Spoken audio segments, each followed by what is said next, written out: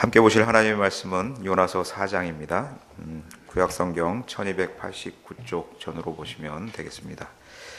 요나서 4장 1절부터 11절까지 말씀을 함께 봉독하겠습니다.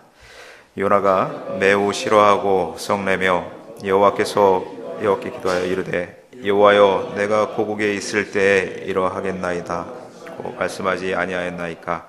그러므로 내가 빨리 다시스로 도망하여 싸우니 주께서는 은혜로우시며 자비로우시며 노하기를 더디하시며 이내가 크시사 뜻을 돌이켜 재앙을 내리지 아니하시는 하나님이신 줄을 내가 알았음이니이다. 여호와여, 원하건대 이제 내 생명을 거두어 가소서. 사는 것보다 죽는 것이 내게 나음이니이다 하니 여호와께서 이르시되 내가 성내는 것이 옳으냐 하시니라. 요나가 성읍에서 나가서 그 성읍 동쪽에 앉아 거기서 자기를 위하여 초막을 짓고 그 성읍에 무슨 일이 일어나는가를 보려고 그 그늘 아래에 앉았더라. 하나님 여호와께서 박넝쿨을 예비하사 요나를 가리게 하셨으니 이는 그의 머리를 위하여 그늘이 지게 하며 그의 괴로움을 멸하게 하려 하심이었더라. 요나가 박넝쿨로 말미암아 크게 기뻐하였더니 하나님이 벌레를 예비하사 이튿날 새벽에 그 박넝쿨을 갉아먹게 하심에 시드니라. 해가 뜰 때 하나님이 뜨거운 동풍을 예비하셨고 해는 요나의 머리에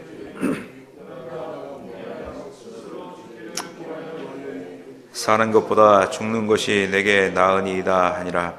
하나님이 요나에게 이르시되 내가 이 박넝쿨로 말미암아 성내는 것이 어찌 옳으냐 하시니 그가 대답하되 내가 성내어 죽기까지 할지라도 옳으니이다 하니라.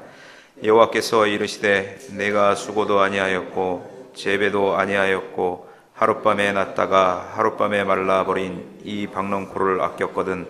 하물며 이 큰 성읍 니느웨에는 좌우를 분별하지 못하는 자가 12만여 명이요 가축도 많이 있나니 내가 어찌 아끼지 아니하겠느냐 하시니라. 아멘. 오늘 이 시간에 나오신 모든 분들께 하나님께서 부어주시는 풍성한 말씀의 은혜가 있기를 기원합니다. 요나서의 기록 목적을 먼저 이렇게 생각을 한번 해봐야 될 것이다 라는 생각이 듭니다. 요나서의 기록 목적은 성도님들의 회개와 각성을 시키고자 하는 그런 말씀이다라는 생각이 듭니다. 저희가 이제 계속해서 소선지서를 읽고 있습니다. 저희가 요나서를 읽고 있고 아모스서를 읽었고 호세아서를 읽었습니다. 요나, 아모스, 호세아 선지자는 모두 여로보암 2세 때 세움받은 선지자들입니다. 특히 아모스 선지자 같은 경우는 유다 출신이지만 이스라엘로 북이스라엘로 보내시면서 이스라엘 자손 아모스 1장 1절에 그리고 3장 1절에 있는 말씀처럼 이스라엘 자손들아 너희에게 여호와께서 너희를 쳐서 이르시는 말씀을 들으라 하고 이렇게 외치게 하셨던 그런 선지자입니다. 요나는 저희가 익히 읽었듯이 니느웨로 보내시면서 너는 일어나 저 큰 성읍 니느웨로 가서 그것을 쳐서 외치라 이렇게 말씀을 선포하라 하신 그런 내용을 저희가 보았습니다. 아모스 5장 6절의 말씀을 통해서 보면 너희는 여호와를 찾으라 그리하면 살리라. 염려컨대 저가 불같이 요셉의 집에 내리사 멸하시리니 베델에서 그 불들을 끌 자가 없을까 하노라 이렇게 외쳤던 것을 저희는 익히 보았습니다. 마찬가지로 요나 선지자도 하나님의 말씀을 듣고 선포하면서 그 성에 들어가서 3일 거리를 하룻길을 통하여서 이제 말씀을 선포하면서 40일이 지나면 니느웨가 무너지리라 이렇게 외쳤던 것을 저희가 알고 있습니다. 이러한 말씀이 전해짐에 따라서 이스라엘과 니느웨의 반응이 과연 어떠했는가 우리가 보았듯이 잘 알고 있듯이 아모스의 말씀을 들은 북이스라엘은 돌이키지 않는 그런 패역의 모습을 보였고 요나서를 통한 니느웨는 그 말씀을 듣고 2장 5절 요나서 2장 5절에 있는 것처럼 니느웨 사람들이 하나님을 믿고 금식을 선포하고 높고 낮은 자를 막론하고 굵은 베옷을 입은지라. 그 일이 느헤의 왕에게 들림에 왕이 보좌에서 일어나 왕복을 벗고 굵은 베옷을 입고 제 위에 앉으니라. 이렇게 이제 사람들 모두 뿐만 아니라 7절에 나오는 것처럼 모든 가축들도 이렇게 하나님께 이제 회개하는 그런 모습을 보여주는 것입니다. 이렇게 이제 극단적인 두 나라의 비교가 이렇게 나타내지는 것을 저희가 보면서 그 무엇을 의미하는지 이렇게 생각해 보아야 될 것이다 라고 무엇을 생각해야 될지를 알게 되는 것이고, 그 다음에 요나서를 기록한 목적을 알게 되는 것이죠. 이 두 대조를 통해서 하나님께서는 멸망받아 마땅한 이방 니느웨 사람들이 회개하는 것을 보고도 선민인 너희가 돌아오지 아니하였다. 그렇기 때문에 심판받을 준비를 하라는 말씀을 이렇게 주시는 것이다, 이렇게 볼 수 있습니다. 여기에 하나님의 사랑과 하나님의 안타까운 마음이 담겨 있다라는 것을 저희가 보게 되는 것이죠. 로마서 11장 11절에 있는 말씀처럼 니느웨가 구원받는 것을 보고 이스라엘로 시기나게 하여서 저들로 구원을 얻게 하시려는 하나님의 긍휼, 오래 참으심이 있는 것이다 라는 것이죠. 따라서 우리가 이렇게 볼 때 요나서를 쓴, 그리고 요나서를 읽게 하기 위한 1차 독자는 요나서가 이렇게 보면 선교를 위한 그런 걸로 이렇게 보여줄 수도 있지만 1차 독자는 이스라엘 백성이었다라는 것입니다. 즉 말씀을 듣고 회개하고 돌아오기를 바라시는 그런 의도에서 요나서를 기록하신 것이다. 지금 시대도 마찬가지다라고 생각이 듭니다. 교회에 속한 성도들만이 말씀을 들을 수 있고 성령 하나님의 그 깨닫게 하심을 통하여 말씀을 깨닫게 되는 것이죠. 세상의 어려움은 교회가 바로 서지 못하기 때문에 일어나는 것이다라는 것입니다. 또한 성도가 하나님 존전에서 잘못하기 때문에 발생하는 것이다라고 볼 수가 있는 것이죠. 교회가 진리에 바로 서지 못하여 있을 때 세상과 야합하고 세상이 주는 것을 부러워하며 그들이 가진 것을 부러워하였던 그런 결과가 작금의 모습이 되는 것이다라는 것입니다. 그럼에도 여전히 희망은 교회에 있다라는 것을 명심하셔야 합니다. 말씀을 듣고 하나님께 속히 돌아와 회개하고 바로 세워주실 것을 간구하여야 할 의무가 세상 밖에 있는 사람들에게 있는 게 아니라 교회를 이루고 있는 성도들에게 있다라는 것을 기억하셔야 합니다. 그래서 오늘도 이 시간에 이렇게 말씀을 찾게 하시고 성경을 보게 하시는 것이다 라는 것입니다. 오늘 말씀을 통하여서 성도는 어떠한 모습, 어떠한 자세로 살아가야 되는지를 말씀해 주실 것이고요. 세상을 구할 희망은 교회 위에는 없다라는 것을 꼭 기억하셔야 할 것입니다. 이런 교회가, 세상을 구할 교회가 자기 이기주의에 빠져 있는 모습을 보게 되실 것이고요. 그것이 얼마나 하나님 마음에서 벗어나 있는 그런 모습인지, 그리고 악한 행위인지를 보게 될 것입니다.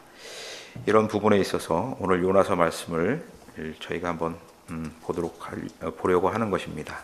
이 요나서 4장을 들어가시기 전에 인생들이 사람들이 평가하는 이런 모습의 기준을 어디에 잡고 있는지를 저희가 볼 수 있는 것이죠. 잘 생각해 보시면 나는 어떤 것에 평가를 할 때 어떠한 평가 기준을 적용하는지, 그리고 어떤 기준을 잡고 적용시키는지 그걸 한번 생각해 보시면 자기 자신의 생각에 잣대를 둔다든지 아니면 사회적인 규범을 통하여 적용한다든지 하는 그런 것들을 보게 되죠. 예를 들어서 애국심이라든지 정의, 선, 이런 것들이 한 예가 될 수 있을 것입니다. 그러나 그런 사회적인 어떤 잣대가 되는 그런 정의라든지 애국심이라든지 선함이라든지 이런 것들이 하나님의 뜻을 헤아리고 하나님의 마음을 흡족하게 할 수 있는가? 오히려 그런 것들이 하나님의 마음을 헤아리기보다는 하나님의 마음을 헤아리는 데 방해나 장애물이 될 수 있다는 것도 생각해 보셔야 될 것입니다. 오늘 말씀을 이렇게 보면서 생각해 보시면서 예를 들어 보면 아시리아가 이렇게 이제 요나 선지자가 아시리아를 볼 때 아시리아의 그 잔혹함은 인류 역사에 잘 기록되어 있습니다. 그 잔혹한 정복 전쟁을 통해서 수많은 인생을 살상한 것을 볼 때 도저히 하나님께서 용서하시면 안 된다라는 그런 어떠한 정의감이라든지 그런 생각을 요나 선지자는 가지고 있었을 것이다라는 것이죠. 그래서 하나님의 구원을 요나 선지자는 좋아하지 않았을 것이다라는 것입니다. 그러나 이런 정의감이 하나님의 마음을 이해하는 데는 오히려 방해가 됐던 그런 모습을 저희가 보게 되는 것입니다. 이러한 어떠한 것을 평가할 때 자기 삶의 기준, 자기가 배운 지식을 근거로 이렇게 편협되게 보는 그런 것들이 우리의 모습은 아닌가 이런 생각이 드는 것이고요. 하나님께서는 그런 것들의 잣대를 뛰어넘어서 세상을 통치하시고 세상을 다스려 가시고 세상에 하나님의 사랑과 긍휼을 부어주신다라는 것을 저희가 보게 되는 것입니다. 오늘 4장 초두에 이렇게 요나 선지자가 매우 싫어하고 성내는 모습을 저희가 보았습니다. 그 성내는 이유가 무엇이냐면 니느웨 사람들이 하나님의 말씀, 하루 선포된 하나님의 말씀을 듣고 돌이켜 회개하고 저희가 2장 5절의 말씀을 보았듯이 왕부터 시작해서 모두가 베옷을 입고 회개하는 그런 부분으로 회개를 통하여서 멸망의 선포가 철회되는 그런 모습을 보게 되는 것이죠. 하나님의 긍휼로 용서하여 주심에 대해서 요나 선지자는 이방인을 구원해 주시는 하나님께 이렇게 격렬하게 반항하는 그런 모습을 보여주고 있는 것입니다. 그런데 이 요나 선지자가 하나님의 성품이나 하나님을 잘 몰라서 그런 것이 아니라 너무나 잘 알고 있는 것을 2절 말씀을 통하여 저희가 보게 되는 것이죠. 여호와께 기도하여 이르되 여호와여 내가 고국에 있을 때 이러하겠다고 말씀하지 아니하였나이까. 미리 알고 있었습니다. 요나는 니느웨를 구원해 주실 것을 알고 있었다라는 것이죠.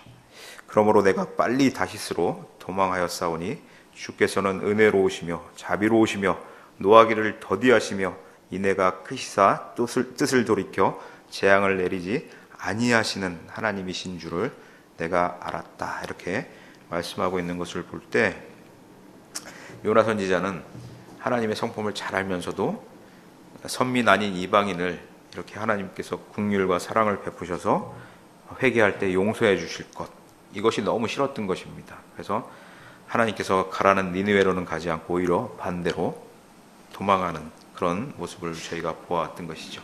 그러나 사람이 뛰어봐야 하나님의 뜻 안에서, 하나님의 주권 안에서 움직이는 것을 보게 되고요. 주권적으로 요나 선지자를 니느웨로 보내서 말씀이 선포되게 하고 그 말씀을 듣고 회개하고 구원받게 하시는 하나님의 사랑의 마음이 실현되게 하는 것입니다. 그것에 대하여 그렇게 하나님께서 행하시어 주는 것에 대하여 옳지 못하다 이렇게 항변하고 반항하는 그런 모습을 보게 되는 것이죠. 그러나 하나님의 뜻하심은 인간의 어떠한 그런 행위에 의하여 거부하려고 하여도 하나님께서 예정하신 대로 이끌어 가신다라는 것을 말씀을 통하여 또한 확인하게 되는 것입니다. 우리가 또한 여기서 소망이 되는 것은 성도의 구원의 서정도 하나님의 뜻대로 이렇게 이끌어 구원을 성취해 주실 것이다 라는 것을 확인하게 되고 확신하게 하는 그런 말씀이 된 그런 것을 보며 또한 힘을 얻게 되는 것입니다.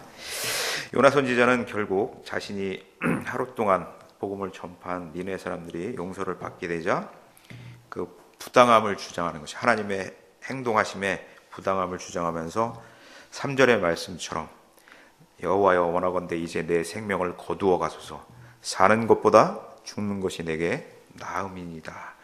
이렇게 강짜 억지로 고집을 부리는 것을 보게 됩니다. 하나님께서는 자기 자신이 옳다고 생각하는 판단에 의해 억지를 부리는 그런 요나의 모습에 대하여 그런 행동이 과연 내 마음을 잘 알고 하는 행동인지 그런 것을 다시 물으시면서 또한 책망하시는 의미가 담겨 있는 것이죠. 내가 성내는 것이 옳으냐? 너희의 판단으로 내가 행동한 것이 잘못됐다고 지금 항변하는 것이냐? 그것이 옳은 행동이냐? 이렇게 책망하시는 것도 있는 것이죠. 하나님께서 요나의 성냄이 합당치 않다는 것과 하나님의 크신 사랑을 모르는 그 처사를 책망하시는, 그리고 스스로 요나 선지자가 돌아보게 하시는 그런 말씀을 주시고 있는 것이죠. 그러면서 하나님께서는 박농쿨을 통하여서 요나 선지자에게 교훈을 주시고 있는 것을 보게 됩니다.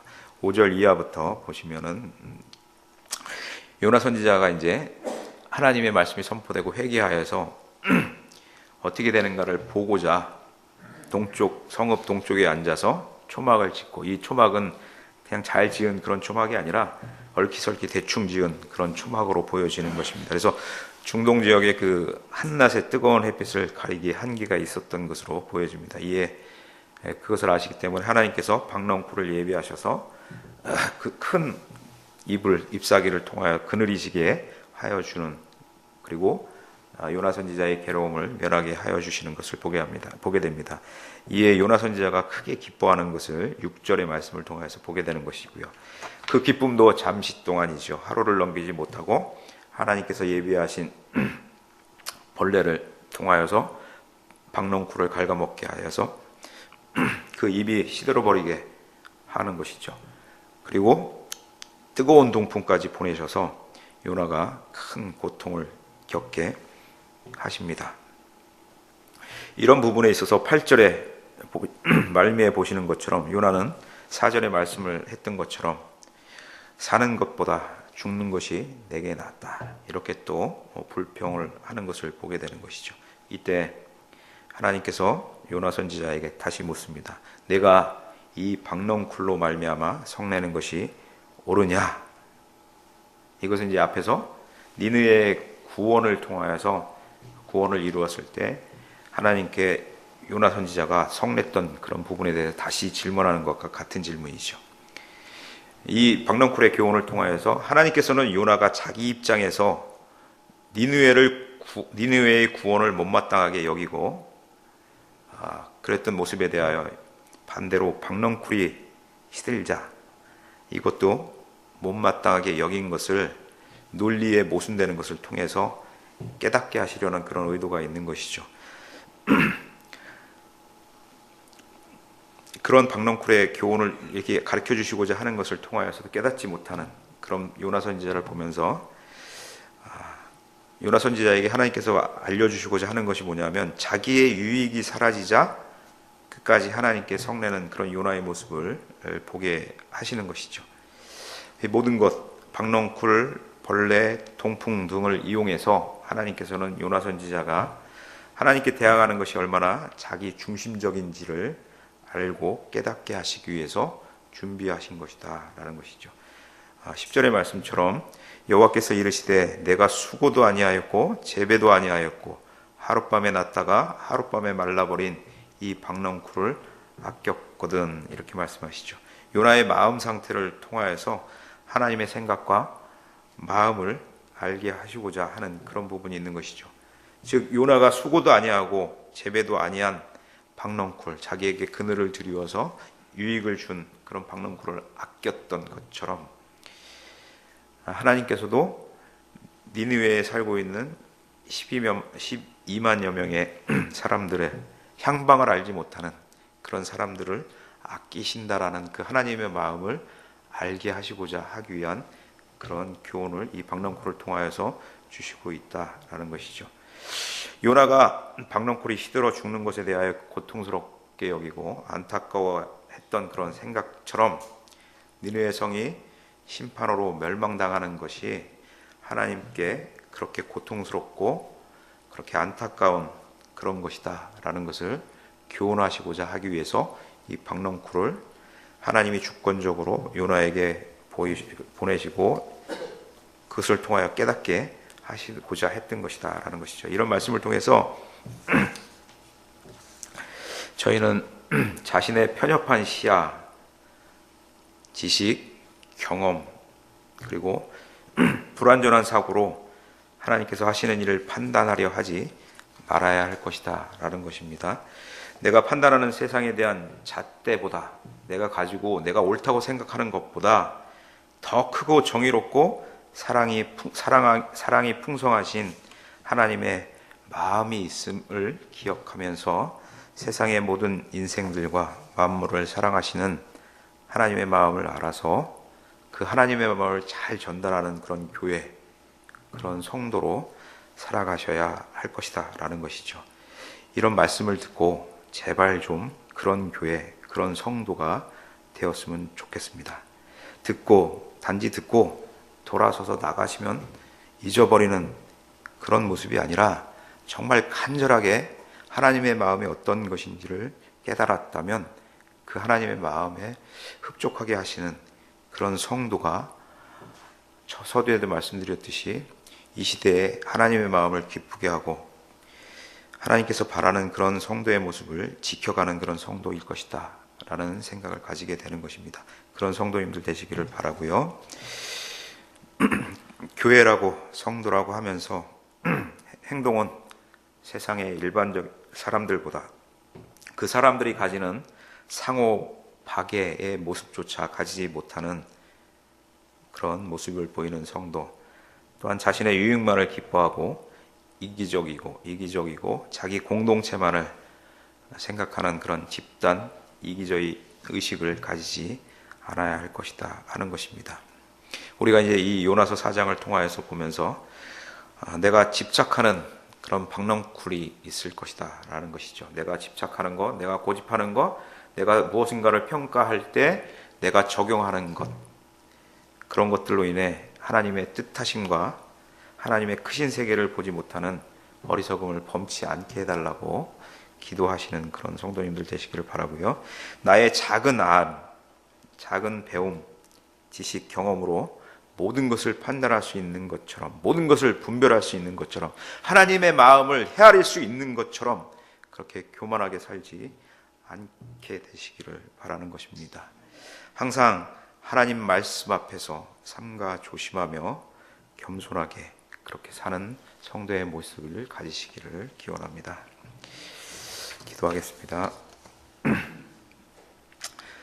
하나님 아버지, 성도로서의 역할을 제대로 못하는 것을 용서하여 주시옵소서. 이 시대의 희망이, 이 시대의 현재의 모습이 교회가 바로 서 있지 못함은 저희가 결과인 것을 보게 됩니다. 그것을 깨닫게 하심도 하나님이시고 그 깨달으며 또한 성도로서 지켜야 할 의무를 다시 돌아보게 하심도 은혜입니다. 주님, 성도로 주님 말씀 앞에 바르게 서가는 성도 되게 하여 주시고 이 부패한 세상에 작은 빛이 되는 그런 희망이 되는 교회 성도 되게 하여 주시옵소서.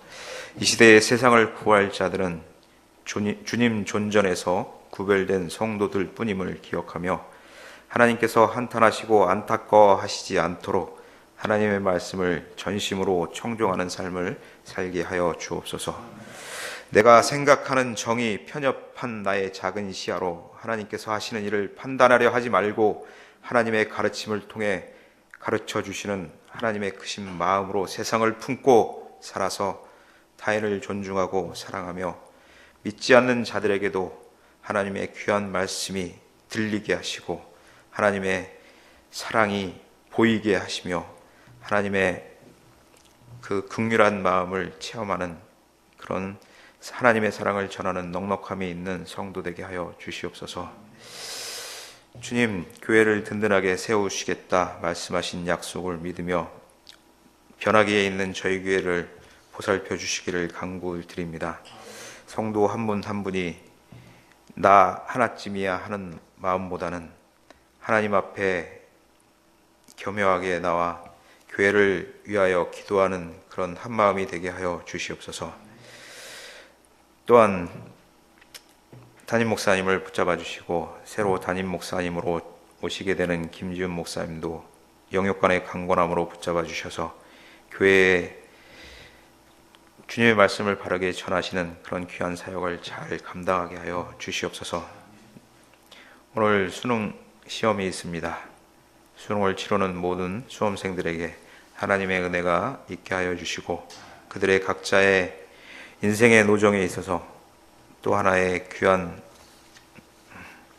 기회를 귀하게 사용하게 하여 주시고 그 결과에 대하여 하나님께 감사하며 자기를 돌아보며 인생을 개혁할 수 있는 귀한 시간 되게 하여 주시옵소서. 또한 교회를 이루는 지체들 중에 연약한 지체들과 병중에 계신 지체들을 주님 찾아가 주셔서 위로하여 주시고 그들에게 평강을 주시며 영적인 강건함을 더하여 주셔서 주님께 감사하는 그런 귀한 모습으로 살아가게 하여 주시옵소서. 연약한 저희들의 간구에 귀를 기울이시는 참 좋으신 하나님이심을 신뢰합니다. 하나님만을 소망하며 의지하며 주님의 신실한 자녀로 살아가게 하여 주시옵소서.